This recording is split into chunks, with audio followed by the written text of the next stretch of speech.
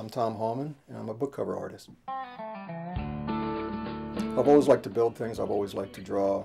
And in high school, Prof asked me where I was going to college, and I said I didn't have any plans. So he kicked me out of class and said, go to the guidance office and don't come back until you found a school. So that got me to Kutztown University, and that's where I discovered book cover illustration.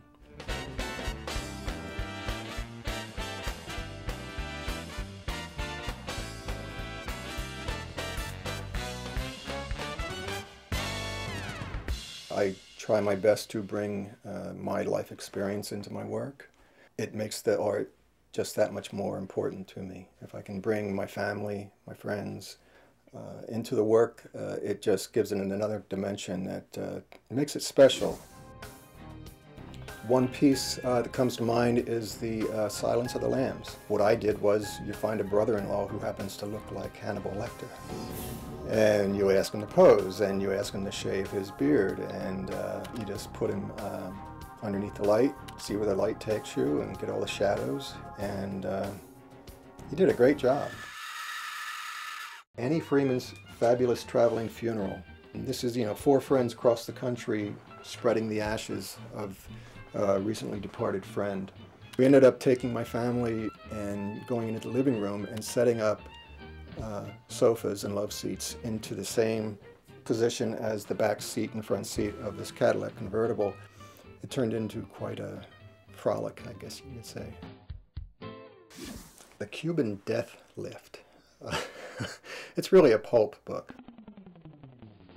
For this cover, they needed to have the hero running out of the ocean.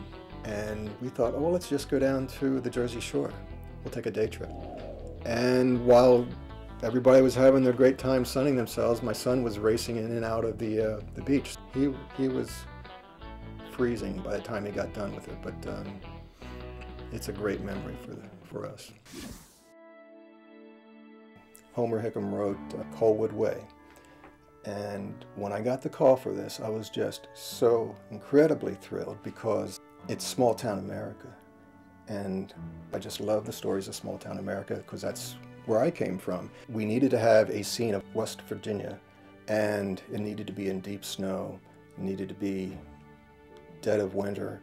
So I ended up taking about 20 shots digitally, put them together, created this snow scene of downtown Colwood. Turned into one of my favorite pieces. Hearts in Atlantis by Stephen King. It's one of my favorite King stories. I tried to bring a small town America into this cover and in some way be able to show it through the span of through the 60s, through the Vietnam War, and all the way up to 1999. The art director might send you a very loose thumbnail, and this is probably the best way for me to work. I absolutely love these little gems. They're just beautiful little simplistic sketches that, to me, quickly get to the root of where they want to go, and I feed off of that very well.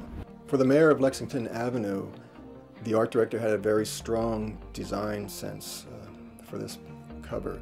It was an aerial scene in the front of a courthouse. And I created my own courthouse and shot light through this and created these long cascading shadows. And it worked perfectly. The Face by Dean Koontz, one of my favorite Koontz covers. In this case, the CEO of Random House had an idea for the cover that he had simply drawn out on a sketch pad. It's almost like Rubik's Cube quality. I ended up taking 3 of these and stacking them up on top of each other and created this block. For the top section, I shot a bird bath that we had. Then I shot my son and another model for the middle and the lower section. Definitely one of my favorite pieces. In the case of Dean Koontz's works, there's something special to me. Every single one seems to bring something new to my work. It's one of the series where my family shows up a lot. Do I walk around bookstores and look for my covers? Yes. All the time. Ultimately, I hope that my work has a personable quality to it, that when you see the cover art, you get a sense of the artist behind it. hopefully that enhances the book and just makes it that much more special.